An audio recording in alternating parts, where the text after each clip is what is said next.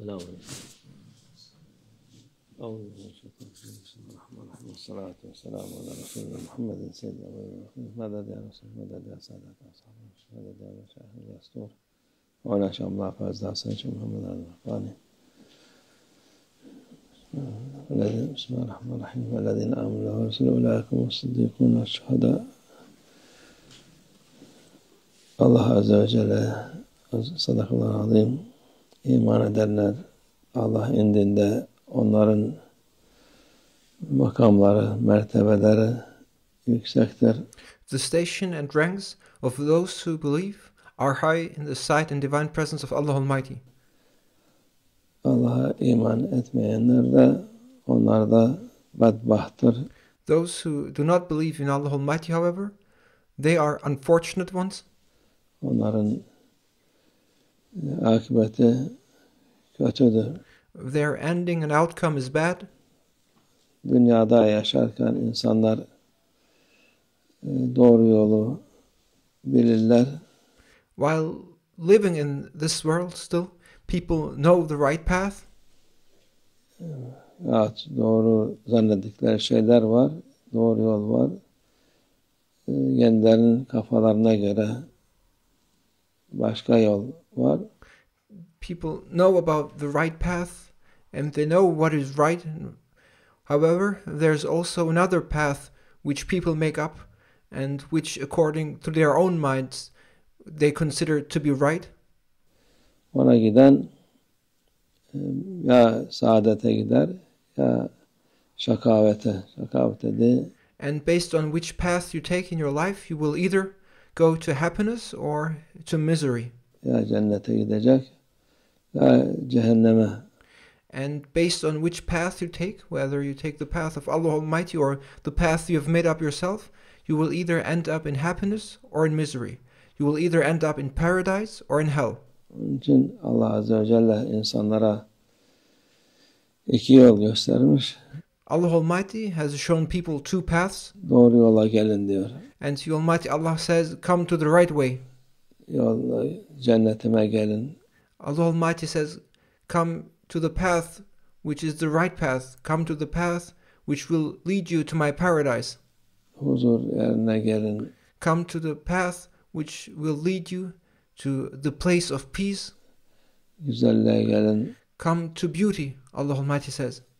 Sakın şeytana uyup da o yola gidip şakavet yoluna, cehennem yoluna gitmeyin diyor Allah Azze ve Celle. And thus Allah Almighty says, beware of following shaitan. Beware of following the path which shaitan tells you to follow. Because that path is the path of misery. It is the way which will lead you to hell. İnsanlara zulmetmez Allah Azze ve Celle. Muhakkak onun sözü haktır. Allah Almighty does not oppress people. And without any doubt, Allah Almighty's words are surely the truth. Yola gelen onun bu güzellik ilel ebediyete. Those who come to the path of Allah Almighty will find beauty which will be everlasting and which will be forever, for eternity. Dünyada ilelebet derler, şu ebed, ilelebet dediği demek sonsuzdur demek. Dünyadaki ilelebet dedikleri ölene kadar. People easily use the word forever these days and they say that those things which they do, they are forever. But those things which they do, they end in this world. Eternity and something to be forever means to be endless.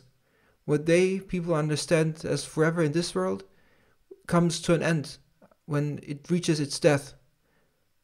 O öldükten sonra esas hayat. Onun için bu. But real life begins after death. O yola giden sırf ölene kadar değil, öldükten sonra da esas hayat.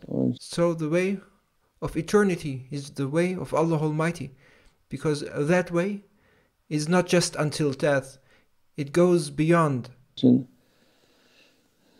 muhakkak insan Allah akıl vermiş, fikir vermiş.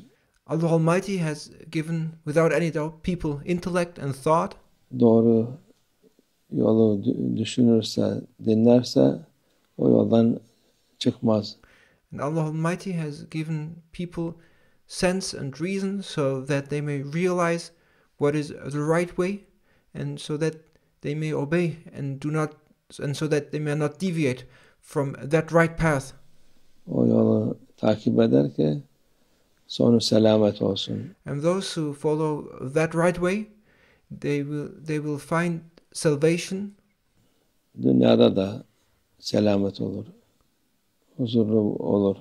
They will find salvation both in this world as well as in the hereafter.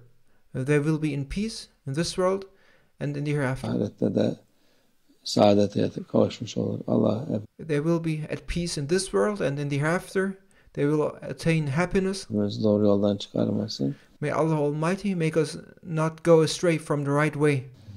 İnsanlara da hidayet versin. And may He Almighty Allah give guidance to people to follow the right way.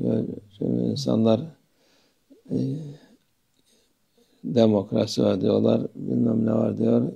And people these days, they come up making up their own ways, and they call it democracy or whatever thing.